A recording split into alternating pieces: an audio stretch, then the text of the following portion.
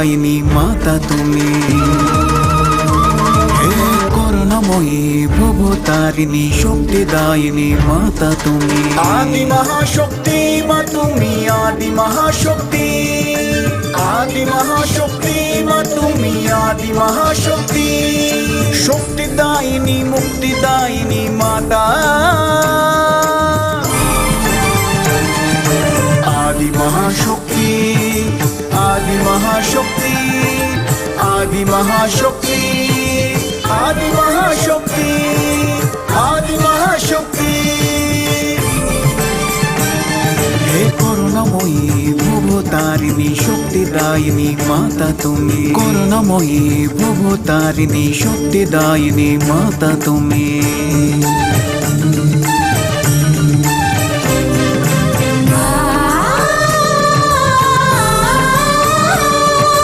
শিষ্টের পালক দুষ্ট নাশিনী,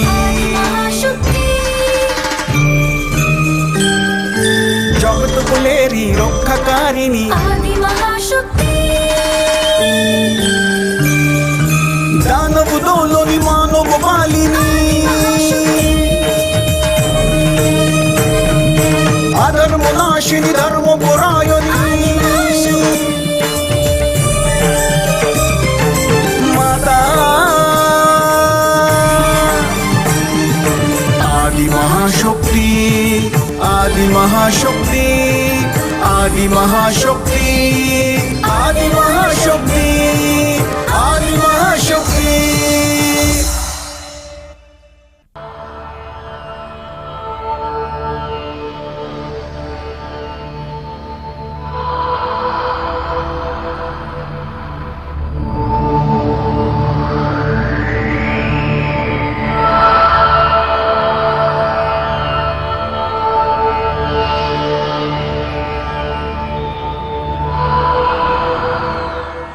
আমি শ্রীচক্র।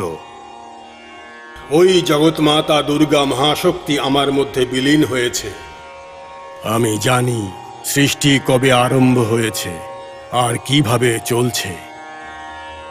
যদিও জগৎমাতা এই শক্তিশালী সংসারকে চলমান রাখবেন, কিন্তু তার মূল শক্তির সম্বন্ধে জানা পরম্পরার মতো তখন থেকে আজ পর্যন্ত অনবরত চলছে, আর এটা চলতেই থাকবে। জীবের মনে জিজ্ঞাসার উদয় হয়, জিজ্ঞাসাই অন্বেষণের স্রোত সৃষ্টি করে। এই অন্বেষণ হচ্ছে গবেষণার আধার। এটাই হচ্ছে সৃষ্টিক্রম। সৃষ্টিক্রম ঠিক করে চালানোর জন্য ওই জগদীশ্বরী অনেক রকম রূপ ধারণ করেছেন। ওই জগৎমাতার সৃষ্টি হচ্ছে অদ্ভুত। ওই রূপের গল্পগুলো অত্যন্ত রমণীয়। জ্ঞানের প্রতীক যাকে বলা হয়, সেই সূত মহামুনি সনক মহামুনিকে পরমেশ্বরীর রূপের সম্বন্ধে আর গল্পকথা যখন শোনাচ্ছিলেন, তখন আমিও শুনছিলাম। জগৎমাতা অহংকারী মহিষাসুরকে বধ করার জন্যে দেবী দুর্গার অবতার ধারণ করেছিলেন।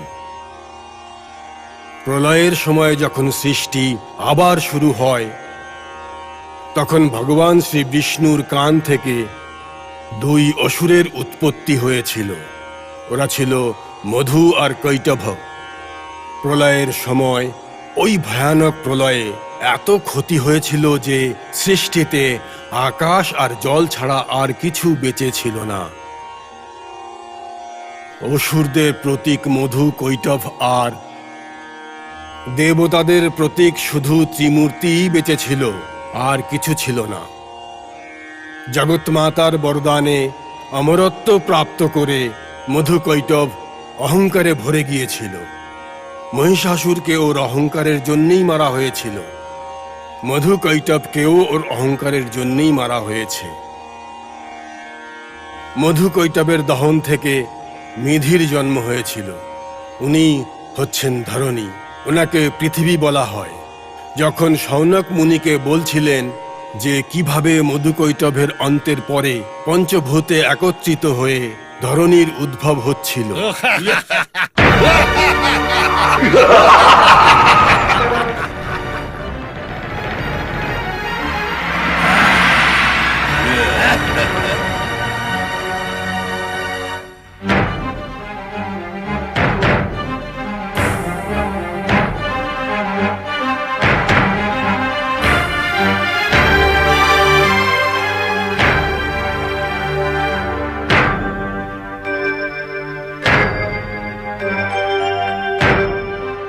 হে মহাপুরুষ, আপনি নিদ্রিত? আমাকে এই পাপীদের হাত থেকে রক্ষা করুন, যারা আমাকে অনুসরণ করছে। চোখ খুলুন, আমাকে রক্ষা করুন।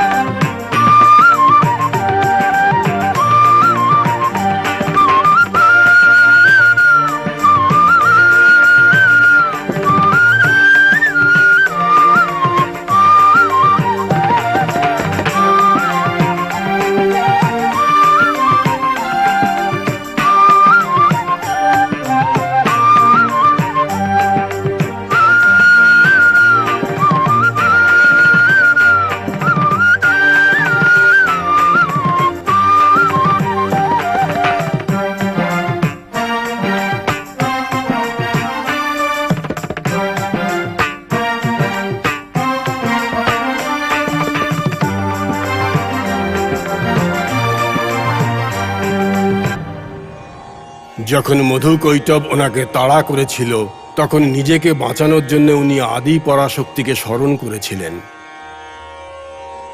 প্রলয়কালে ওই মহামায়া, ওই যুগ মায়া নিজের মায়ার প্রভাবে পুরো ব্রহ্মাণ্ডকে মায়ায় পরিবর্তন করে দিয়েছিলেন। উনি ব্রহ্মদেবের সামনে প্রকট হলেন। যুগ মায়ার প্রতিরূপ ব্রহ্মদেবকে প্রার্থনা করার কারণ জিজ্ঞাসা করেন। ব্রহ্মদেব ওনার কাছে প্রার্থনা করেন যে উনি ওই অসুরদের থেকে ওনাকে রক্ষা করেন যারা ওনাকে তাড়া করেছে। ওই যুগ মায়া বলেন যে উনি হচ্ছেন জগৎ মাতার প্রতিরূপ, আর ওনার মায়াজালের কারণেই জগতে প্রলয়ের উদ্ভব হয়েছে। ওই যুগ মায়া বলেন যে যোগ নিদ্রাতে বিলীন শ্রী মহাবিষ্ণুই ওনাকে বাঁচাতে পারেন, আর কেউ না।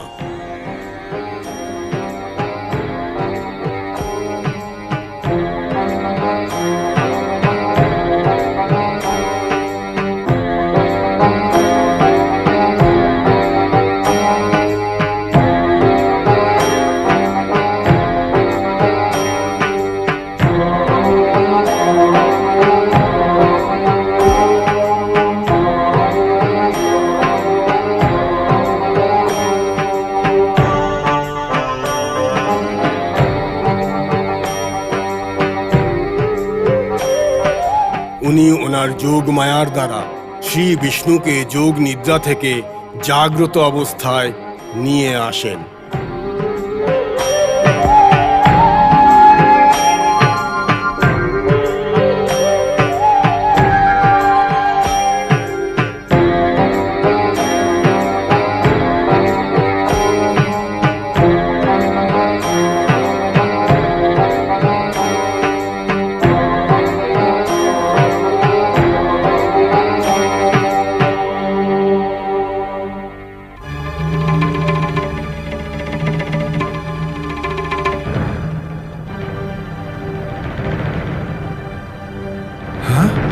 আপনি এখানে?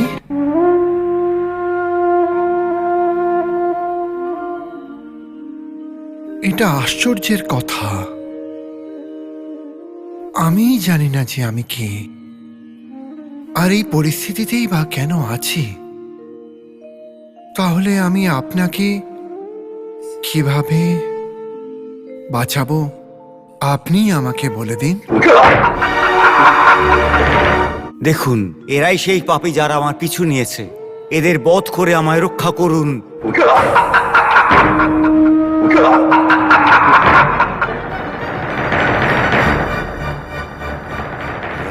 আরে বাহ, কি দুঃসাহস! দেখেছো, এতক্ষণ শুধু একটাই ছিল, একটা, কিন্তু এখন দুজন হয়ে গেছে। এটা আবার কি ধরনের চমৎকার! কিছুই বোঝার উপায় নেই। হ্যাঁ ভ্রাতা, সেটা আমি তো জানি না, কিন্তু এই প্রাণীর আসনটা অত্যন্ত সুন্দর, অপূর্ব। হ্যাঁ, এখন যাই হোক না কেন, আমরা এই দুই জীবকে নিজেদের বাহুবলে হারিয়ে এদের আমাদের অধীন করে নেব। আর এর এই আসনটাও ছিনিয়ে নেব। একদম ঠিক বলেছো ভ্রাতা, একদম ঠিক বলেছো। আরে কাপুরুষ জীব, তুই কে রে? আর ওই বুড়ো লোকটা যে ভিতুর মতন পালিয়ে এসেছিল, ওই জীবটা কোথায়? তুই নিজে নিজের আসনটা আমাদের দিয়ে দে, দিয়ে দে, তা না হলে তোকে মেরে তোর এই সুন্দর আসন ছিনিয়ে নেব। হ্যাঁ যদি না দিস, তোকে আমাদের সঙ্গে যুদ্ধ করতে হবে। আ, আ, আ, আ। এত ক্রোধিত কেন? যদি আপনারা এই আসনটাই চেয়ে থাকেন, তো আপনারা আমার সামনে হাত জোর করে যদি প্রার্থনা করেন, তবে আমি তোমাকে বরদান রূপে স্বয়ং প্রদান করব। হেই, তোর কাছে চাইতে হবে। তোমার কাছে হাত জোর করে প্রার্থনা করবো আমরা। আমি তোকে আর তোর শরণে আসা একে, তোদের দুজনকে যুদ্ধে পরাস্ত করে দেব। আর শুধু তাই নয়, এই আসনটা আমরা ছিনিয়ে নেব। দাঁড়াও, উনি যখন নিজে প্রাণ বাঁচাতে পালিয়ে এসেছেন, তাই ওনার সাথে যুদ্ধ করা কখনোই উচিত হবে না। তাহলে আমি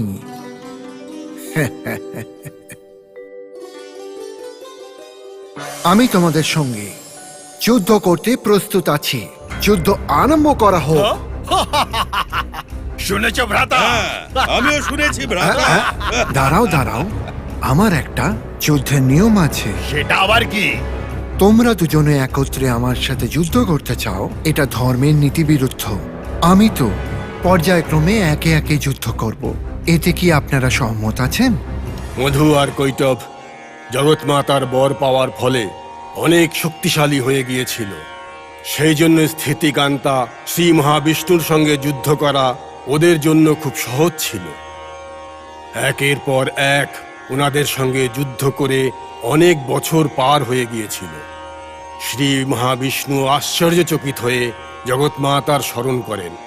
তখন জগৎমাতা উনি মধু আর কৈটবের জন্মের রহস্য বলেন, আর ওদের পাওয়া বরদানের কথাও বলেন। তারপর উনি ছল করে মারার বিধিও বলেন। মধুকৈটব, তোমাদের যুদ্ধের প্রতিভা অমোঘ এবং অভূতপূর্ব। এমন ভাবে যুদ্ধ করতে থাকার কোনো প্রয়োজন উচিত হবে না। তোমরা দুজনে কি চাও তা আমাকে বলো, আমি তোমাদের বরদান দেব। হাট! কি বললি? তুই আমাদের বরদান দিবি? যুদ্ধে আমাদের হারাতে পারোনি, আর তুমি আমাদের বরদান দেবে? আমরা তোমার থেকে চাইবো? দাঁড়াও দাঁড়াও, হয়েছে হয়েছে। অতি পরাক্রমশালী এই মধু আর কৈটব তোমায় তোমায় বরদান দেবে। বলো তোমার কি চাই? হুম, তাই নাকি? হ্যাঁ। মধুকৈটব আবার নিজের প্রতিজ্ঞা ভঙ্গ করবে না তো? বন্ধুরা, আর মধুকৈটব, তোমাদের কাছে যাই বর চাই না কেন, তা তোমাদের দিতেই হবে। একবার ভেবে নাও, ভালোভাবে চিন্তা করে বলো তোমরা। দুজনে আলোচনা করে নাও আর আমাকে প্রতিজ্ঞা করো। তারপরে তো অনুশোচনা ব্যর্থ হবে। হ্যাঁ? বাজে কথা বলো না তো। তোমার যা চাই সেটা আমাদের বলো, হ্যাঁ? আমরা তোমায় দিয়ে দেবো। হ্যাঁ হ্যাঁ ভ্রাতাশ্রী, তাহলে কি আমি চেয়ে নেব? যা চাওয়ার সেটা তাড়াতাড়ি চাও। আচ্ছা, তাই নাকি? তাহলে বন্ধুরা, তোমাদের দুজনকে আমার হাতের মাধ্যমে মৃত্যুবরণ করে নেওয়া উচিত। ব্যাস, এটাই আমার একমাত্র ইচ্ছে। তোমরা শুধু এইটুকু যদি করো, আমার জন্য তা যথেষ্ট হবে। আরে ও মায়াবী, আমরা তোকে বর দিতে চাইছি আর তুই আমাদের প্রাণ নিতে চাইছিস? আহ, তুমি তো আতঙ্কিত হয়ে গেলে নাকি? তোমার কাছে তোমার নিজের কথারই কোনো মূল্য নেই? এমনিতেও তোমাদের মতন এমন কাপুরুষ আর অসাধু চরিত্রের লোকেদের সাথে কথা বলাটাই ব্যর্থ। কথা দিয়ে কথা না রাখলে তা আমাদের কথার অপমান হবে। তোমার ইচ্ছা নিশ্চয়ই পূরণ হবে, আমাদের কোনো আপত্তি নেই। কিন্তু আমরা তোমায় কিছু বলতে চাই। সেটা কি? শোন তবে মায়াবী, নিজেদের কথা রাখার জন্যে আমরা নিজের প্রাণের আহুতি দিতে তৈরি আছি, কিন্তু তুইও আমাদের বর দিতে চাইছিলিস না, তাহলে আমিও কি বর চেয়ে নি? তাহলে ঠিক আছে, যা তোমাদের ইচ্ছে চেয়ে নাও। এই জলমগ্ন প্রদেশে আমরা মৃত্যু প্রাপ্ত করতে চাই না। যেখানে জল থাকবে না এমন প্রদেশে তুমি আমাদের বধ করতে পারো। একদম ঠিক বলেছো ভ্রাতাশ্রী। যদি তুমি আমাদের থেকে বর পেতে চাও তো তোমাকেও আমাদের ইচ্ছা পূর্ণ করতে হবে। কি বলো? খুব ভালো ভ্রাতাশ্রী, খুব ভালো বরদান চেয়েছো। আমাদের থেকে বর পাওয়ার পরেও তুমি আমাদের বধ করতে পারবে না। তাই নাকি? এই সমগ্র জগৎ সংসার জলের দ্বারা পরিবেষ্টিত আছে, কিন্তু তুমি কোনো নির্জলা স্থানে বসবাস করার জন্য বরদান চেয়েছো, তাই না? এমনটাই হবে তাহলে।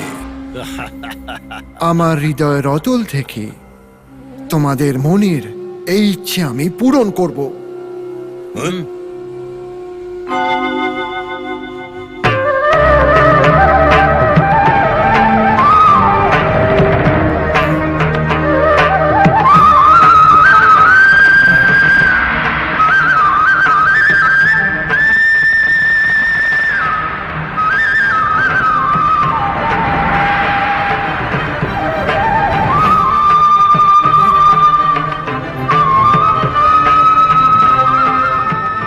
মধুকৈটব, শোনো, আমার হাঁটুর ওপরেই তোমাদের কাঙ্ক্ষিত নির্জল প্রদেশ রয়েছে।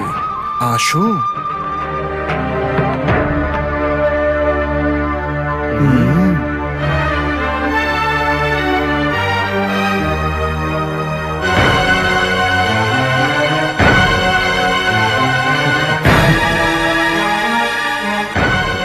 আসো।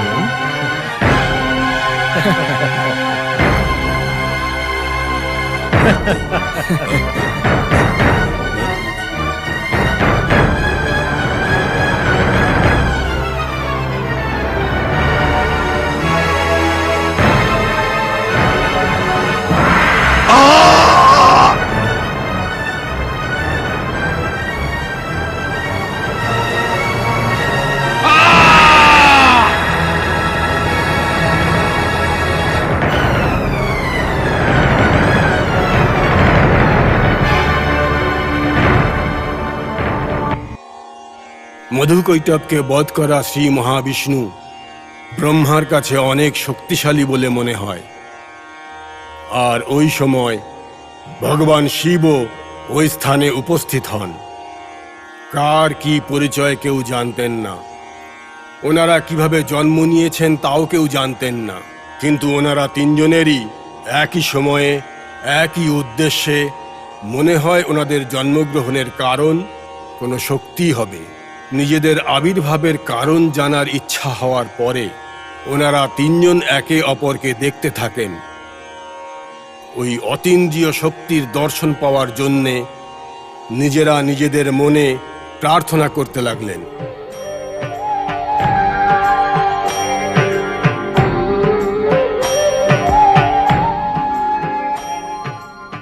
হে ত্রিমূর্তি, হে পতিত পাবন, আপনাদের অতীতের মতোই পুনরায় দিব্যশক্তি প্রদান করলাম। সৃষ্টির কার্যকে কোনো রকম বিঘ্ন ছাড়াই চালাতে থাকুন। তুমি ধন্য মাতা, তুমি ধন্য মাতা, ধন্য মাতা তুমি। আদি মহাশক্তি, আদি মহাশক্তি, আদি মহাশক্তি।